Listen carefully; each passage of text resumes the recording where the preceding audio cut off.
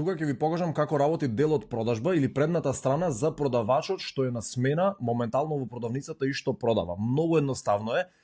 Има само една страна, едно нешто што го гледа и тоа е ова што го гледате моментално. Работи на било кој уред, било кој мобилен, било кој таблет, било кој компјутер, односно не мора да имате компјутер во продавница. Се избира во кој дуќан продавачот е моментално, доколку бизнисот нели има повеќе локации. Во овој конкретен случај ова е реален пример, да речеме дуќан горе, моментално работиме во дуќан горе. Штом продадам нешто како продавач, го избирам продуктот. Овие продукти се менаџираат во позадина, се додаваат лесно, тоа ќе ви покажам во друго видео, но избирам дека сум продал да речеме обетки, ми се појавува форма, колку парчина, која грамажа, вкупна цена. Ево да речеме 2 парчина сум продал, вкупно 20 грами, вкупна цена 5000 денари. Делот кај множител ние ништо не внесуваме, тоа е индикатор по колку сме помножеле. Нели тоа е за во случај да направиме некоја грешка, ни кажува црвено дека пута 4 е малку можеби.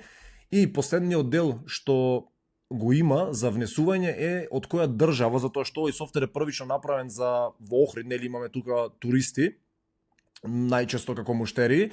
Доколку ова е многу интересно затоа што доколку знаеме од каде е купувачот, ако врзиме некој муавет, доколку знаеме дека е од Хрватска, се евидентира и со тоа, да речеме, можам да знам дека претходната година во април најмногу сум имал купувачи од Хрватска или од Турција и така натака. Па може би излогот да го наместам специфично нареднава година што доаѓа април, да го наместам специфично за купувачи од Турција, може би да ставам бројаница или така натака.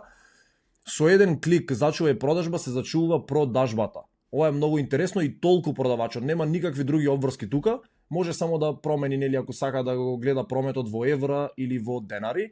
На интересниот дел, моментално администраторот или тој што е сопственик добива нотификација, што е многу интересно. Таа нотификација се добива веднаш за што се продало и во кој дуќан.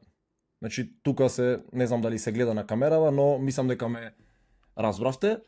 Така да тоа е и многу и друга функционалност интересна што би можела да се најде за еден продавач е калкулатор, односно конверзија на валути со цел поврзано со банка, со цел веднаш да може да провери колку се франците, да речеме, доларите. На пример, ако внесам $60, ми кажува дека се 3169,57 денари и слично. Така да толку е многу едноставно, ова работи на било кој уред. Продавачот само внесува, нема никакви други опции. За разлика од сопственикот, што ќе покажам во наредното видео како изгледа нешто во за еден сопственик.